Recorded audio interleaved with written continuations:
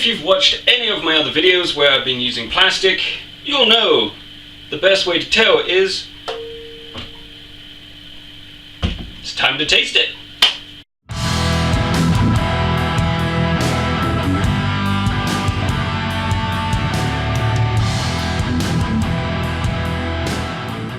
Hello homebrewers and welcome! So, it's time to crack open our Dandelion champagne, or Dandelion fizz as I've called it, and give it a taste. So if you haven't seen the other videos leading up to this one, I'll stick the links up there so you can get caught up. So we're gonna crack this open and see how it tastes. Let's do this. So dandelion wine usually takes years to age, to become tasty. That's because it's quite strong in flavour, and of course normally it's added in lots of golden raisins or wine extract to make it more of a wine. This is supposed to be a light, bubbly, fizzy, quick drinking drink. So it went into these bottles cloudy, and it has cleared up. It's very slightly not clear, but at the same time it's a nice light colour. So let's crack it open. Oh, there are bubbles. Smells quite nice actually. It kind of reminds me of sherbet. Who knew? So let's give this a pour and see how it is. It's got a nice amount of carbonation.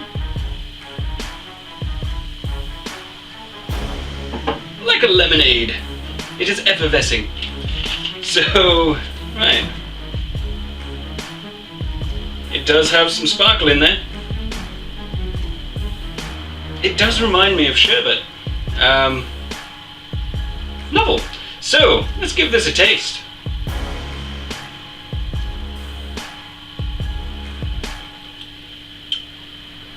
Ooh. Cheeky. I do say that quite a lot, but this is actually really nice, considering that it's basically not been aged at all.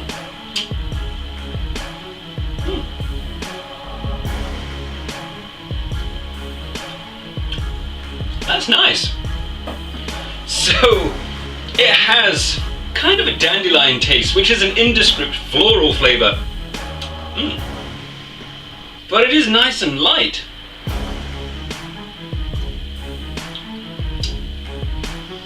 It smells like sherbet. So if you don't like sherbet, this isn't for you, but this is quite nice. It is light, floral and refreshing. It's not meant to be a strong wine, it's not meant to be a champagne with, the bitter taste of alpharts.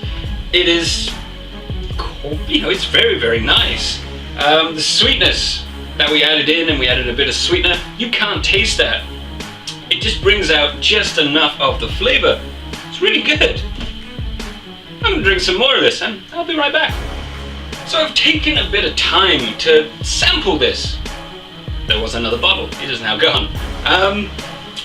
Because I want to give you an honest think of it, because this is, as far as I know, no one else has made this, definitely not the way I have. So there is room for improvement because this is the first version. It doesn't have any tannin in there, so it's not really for aging, it is quick drinking. And it is very light and it is refreshing. I mean, I've drank wine that tastes worse than this. It covers all the bases. It smells. It still smells like sherbet. It's got just the right amount of fizz, but I've done the carbonation before, so that's, that's a no-brainer. But the colour needs a bit of work on it. And of course, now I know that it actually does work. I can invest a bit more time. So normally when you make dandelion wine, they use golden raisins. It gives it more of a golden colour. That's great. I'm gonna go probably cheat, as in I'm actually going to buy grape concentrate, the actual winemaking stuff, because it's actually really good.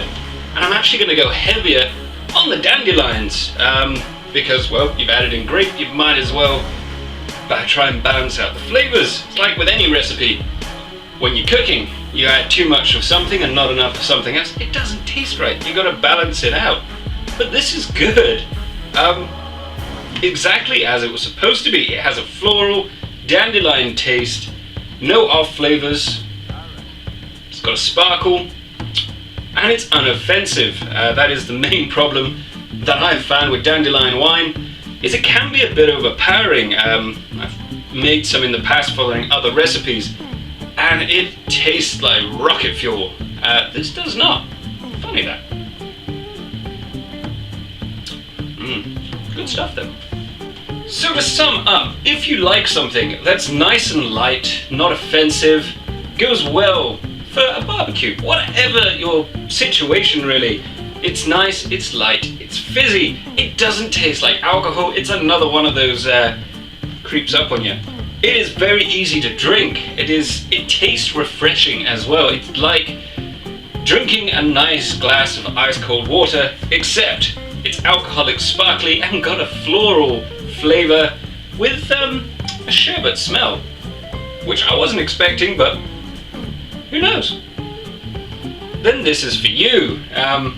There is room for improvement. I'm going to have to come back next year when the garden weeds are back out and go and collect a load and then spend hours picking the petals off.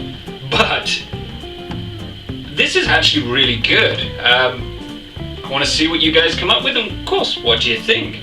Because it's good. So, while I remember, I'm currently having a bit of a problem with YouTube. Notifications, well, especially message notifications, are not coming through.